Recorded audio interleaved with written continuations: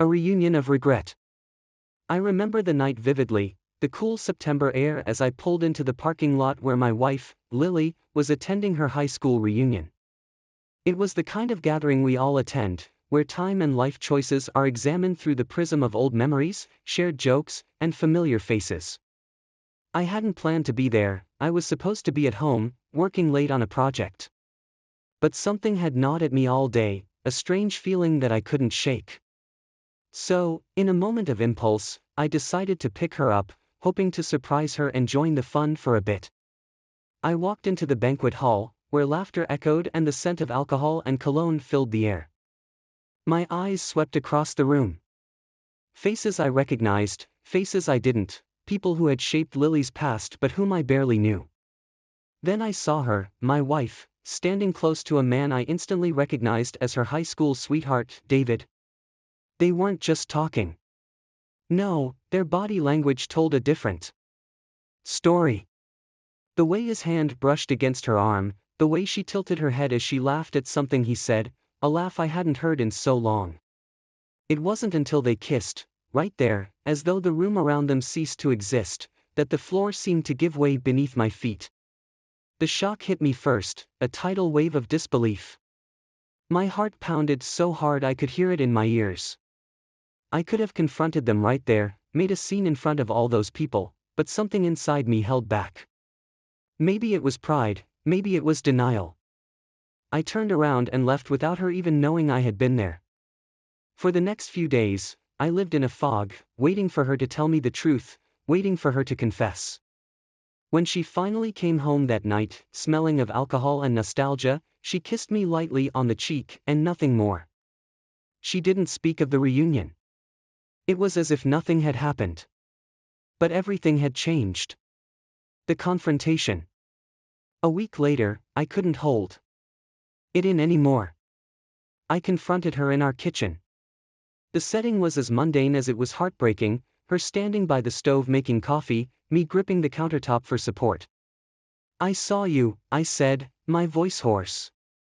She froze, her back to me, the spoon slipping from her hand and clattering against the floor. For a moment, neither of us moved. Then she slowly turned around, her face pale, eyes wide. "Saw what?"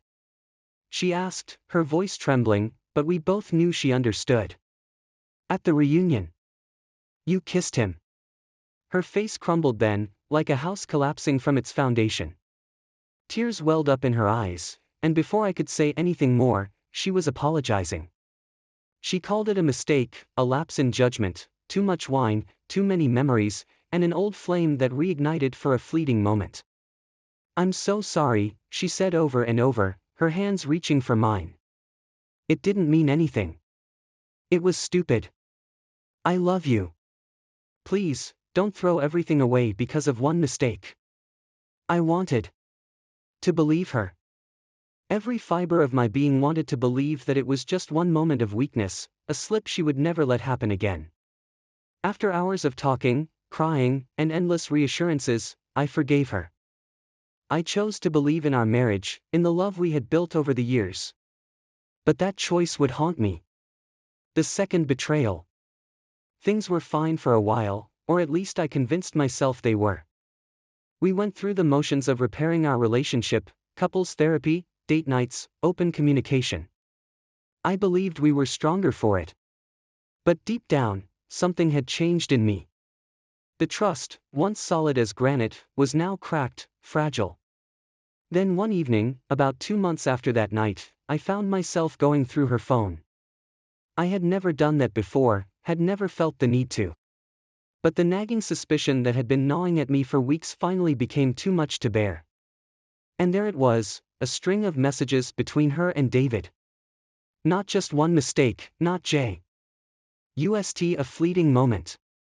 They had been meeting in secret, continuing their affair under the guise of rekindling old friendship. The worst part wasn't even the betrayal itself, it was the deception. She had looked me in the eyes, cried in my arms, and promised me that it was over, that it had meant nothing. But the messages I read told a different story. They weren't just old lovers reminiscing. They were planning weekends together, discussing where and when they could meet without raising suspicion. The casual, intimate nature of their conversations hurt more than the act of cheating itself. I confronted her again, this time with the evidence in hand. There were no tears from her this time, no frantic apologies. She didn't even try to deny it. Instead, she just sat on the edge of our bed, staring at the floor, defeated. "I don't know why I did it," she whispered after a long silence. "I love you, but I can't seem to stay away from him. Every time I try to end it, I get pulled back in." Her words felt like knives. I had given her the benefit of the doubt, forgiven her, fought to save our marriage, and yet, here we were again, with the same man, the same betrayal. Only now, it was clear this wasn't just a one-time mistake. It was something deeper, something I couldn't fix. The breaking point. The second time was harder to forgive. The trust, already cracked, now lay shattered at my feet. I wanted to hate her. I wanted to throw her out of the house and out of my life. But I still loved her, and that love complicated everything.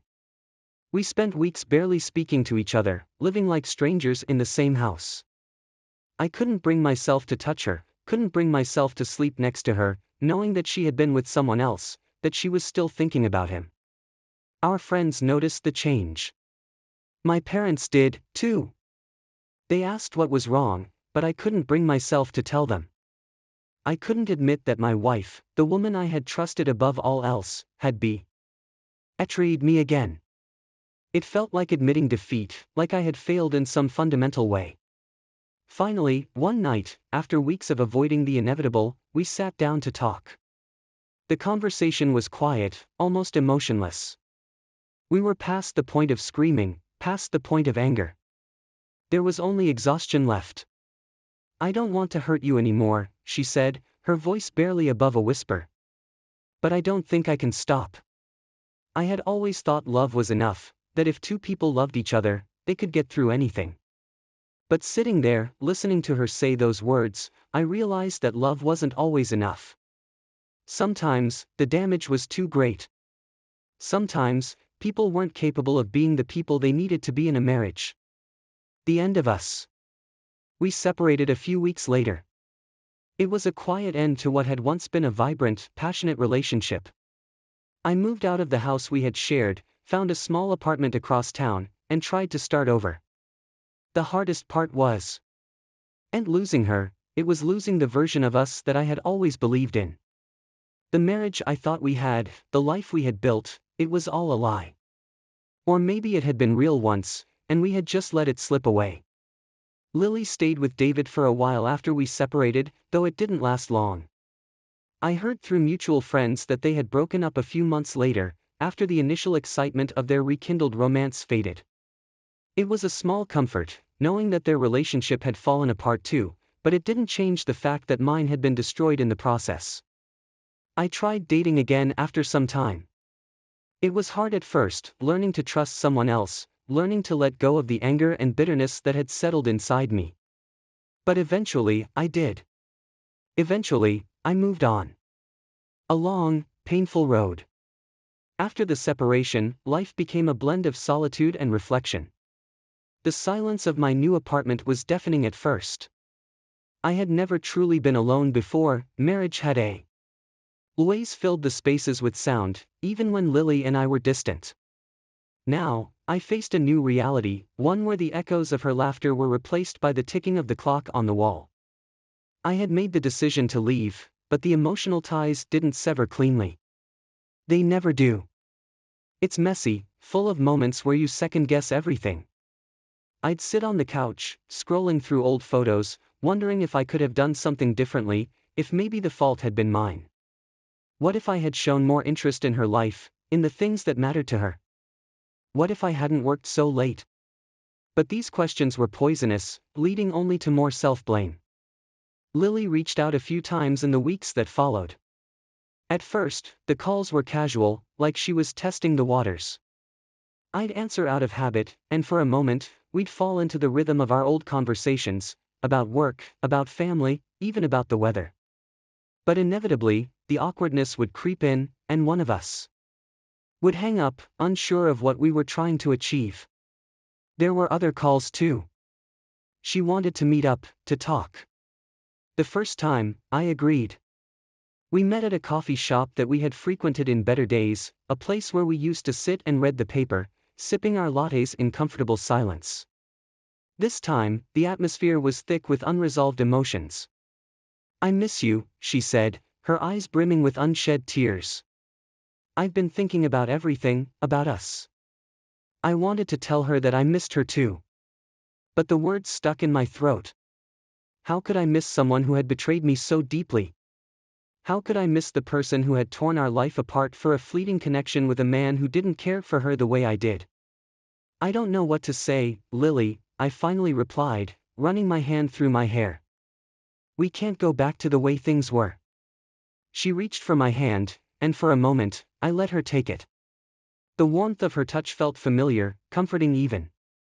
But then the memories of her with David flooded back, and I pulled my hand away, feeling like I was drowning all over again. "I'm sorry," she whispered, her voice breaking. "I wish I could undo it all." But the damage was done, and we both knew it.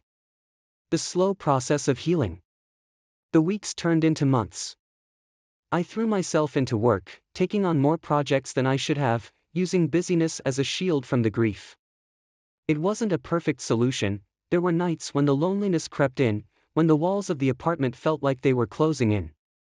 But it was better than confronting the reality that my marriage had failed. Therapy helped, though I had been skeptical at first.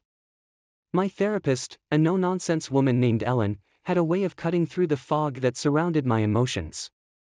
"You're not responsible for her choices," she said bluntly during one session. "You can't control what other people do, but you can control how you react." That stuck with me. For so long, I had internalized Eileen's infidelity, thinking that if I had been a better husband, it wouldn't have happened. But Ellen helped me see that while no relationship is perfect, Lily's choices were her own. She had made a conscious decision to betray me, and that wasn't on me. Still, moving on was a slow, painful process.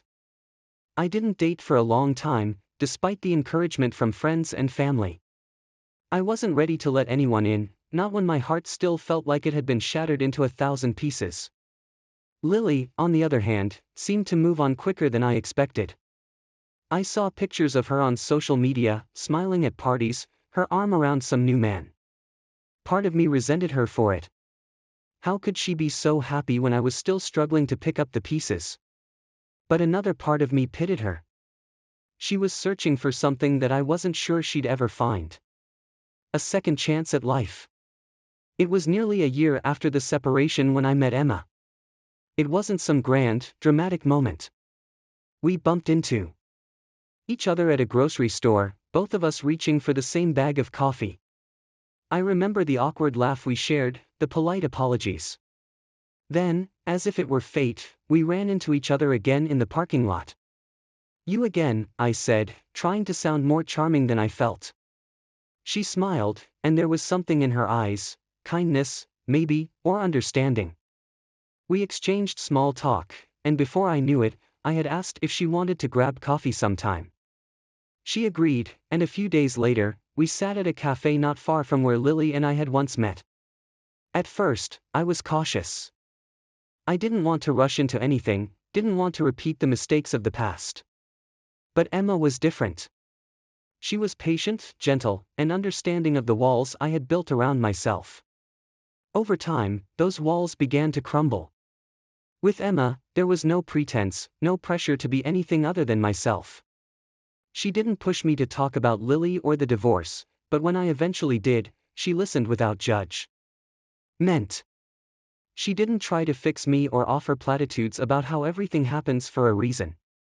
She simply listened, and in that, I found more healing than I ever expected. We started seeing each other regularly, and slowly, my heart began to open again. It wasn't easy, trust was still something I struggled with, and there were moments when I doubted whether I could ever fully give myself to someone again. But Emma's patience never wavered. A final encounter. I hadn't seen Lily in months. After our separation, she had moved out of town, and I assumed she had settled into her new life. But one evening, as I was leaving work, I saw her standing by my car in the parking lot. "Lily?" I called out, surprised to see her. She looked different. Older, maybe. Sadder. Her eyes no longer sparkled the way they used to, and there was a heaviness in her posture that hadn't been there before. "Hi," she said quietly, her voice barely audible over the sound of passing cars. "What are you doing here?" I asked. "Ed," trying to keep my voice neutral. "I needed to see you," she said, looking down at the ground. "I've been thinking a lot about us, about everything that happened. I wanted to apologize again. I don't think I ever truly understood how much I hurt you." Her words hung in the air between us, and for the first time in a long time, I felt no anger, no resentment. Just a quiet sadness for what we had lost. "I appreciate that, Lily," I said after a long pause. "But we can't go back. I've moved on, and I hope you can too." She nodded, tears welling up in her eyes. "I know. I just. I wanted you to know that I'm sorry. For everything." There was nothing more to say. We stood there for a moment longer, two people who had once been everything to each other, now strangers bound by a shared history. Then, without another word, she turned and walked away. Moving forward. Seeing Lily again brought a sense of closure I hadn't realized I needed. I had already moved on in many ways, but that final encounter allowed me to let go of the last remnants of anger and sadness. It wasn't that I forgave her completely, some wounds never fully heal, but I no longer carried the weight of her betrayal. My relationship with Emma continued to grow, and for the first time in a long time, I felt hopeful about the future. She brought a sense of peace into my life, a calmness that had been missing for so long. With her, I didn't feel the need to constantly look over my shoulder, waiting for the next shoe to drop. I could simply be. We didn't rush things. We took our time, building our relationship on trust and honesty, two things I now knew were the foundation of any lasting partnership. And while I wasn't ready to talk about marriage or forever just yet, I could see a future with Emma, one that wasn't tainted by the past. As the seasons changed and the years passed, the memories of my life with Lily faded into the background. They didn't disappear entirely, but they no longer had the power to hurt me. I had learned that love, real love, isn't about grand gestures or sweeping promises. It's about the quiet moments, the trust that is built over time, and the choice to stay, even when things get hard. I had chosen to forgive Lily, and while she didn't deserve a place in my life anymore, she had taught me valuable lessons. Not every love story has a happy ending, and not every relationship can be saved. But that doesn't mean you stop trying. It doesn't mean you stop believing in love. A new beginning. Years later, as I stood in the backyard of our new home with Emma, watching the sunset dip below the horizon, I realized just how far I had come. The past no longer haunted me, and the future, my future with Emma, felt bright and full of possibility. As she slipped her hand into mine, I smiled, knowing that this was what I had been searching for all along. A second chance. A new beginning.